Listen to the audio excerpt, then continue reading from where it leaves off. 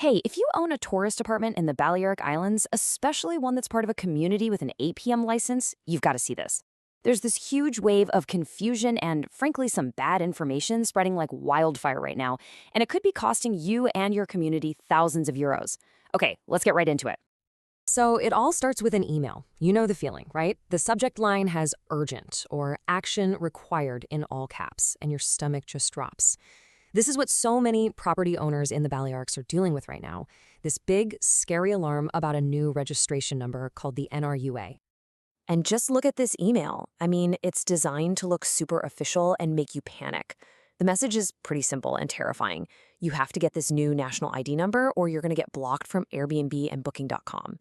And then, conveniently, they offer to handle it all for you, for a fee, of course. And that fee always seems to be right around 133 euros per apartment. Now, if you're just one owner, you might think, ugh, okay, that's annoying, but maybe I'll just pay it for peace of mind. Better safe than sorry. And that's exactly what they're counting on.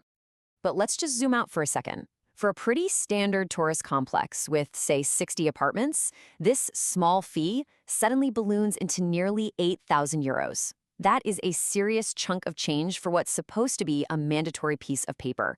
But here's the real question. Is it actually mandatory for everyone? To answer that, we have to cut through all the noise, ignore the scary emails, and go directly to the source, the law itself. Because the key to this whole mess isn't in what the law says you have to do, but in who it specifically says is excluded.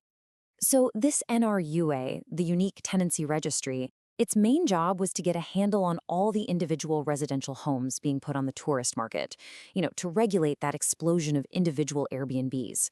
It was never designed for established tourist businesses that are already registered and regulated. And here it is. This is the absolute key, pulled word for word from the law. Article 2 of the Royal Decree clearly defines what is not considered a unit. And as you can see, it textually excludes hotels and, this is the important part, apartment hotels or aparta hotels. They're just not part of this. So it all boils down to this really important legal difference.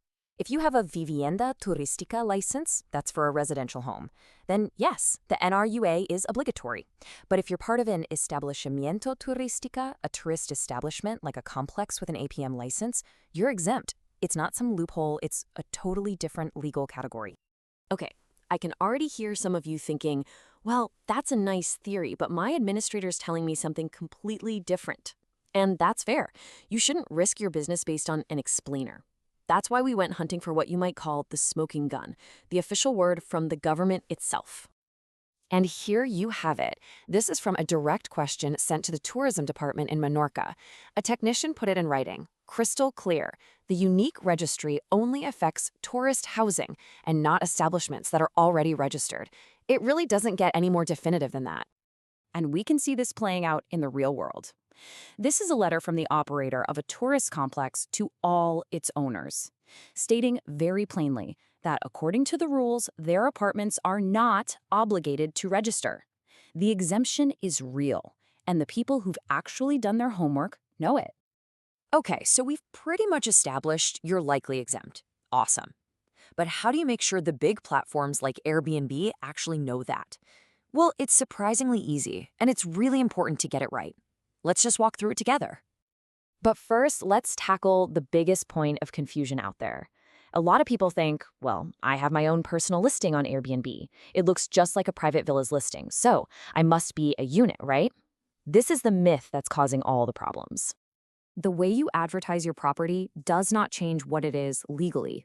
Your APM license is like its legal DNA. That's what defines it.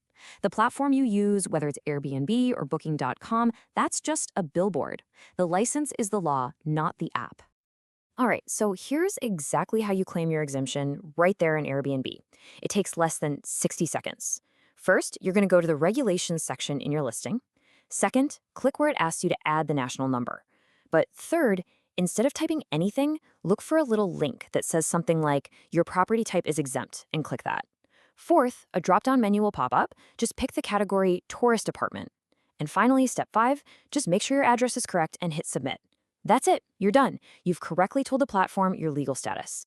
And listen, this part is so important. If you are exempt, but you go and get an NRUA number and provide it anyway, you're not just giving them extra info. You are actually providing incorrect data to the ministry. You're telling them your property has a legal status that it doesn't, and that could cause all sorts of confusion down the line.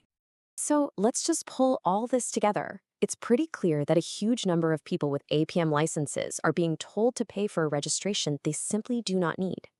The final question really is, why? Well, it probably comes down to one of two things. Option A, the generous one, is that it's just genuine confusion. I mean, Balearic regulations are notoriously complicated, and maybe some people are just trying to be better safe than sorry. But option B is a little more cynical. It's about profit. It is easy money to send a scary email and get 100 clients to pay €133 for a form they don't even need.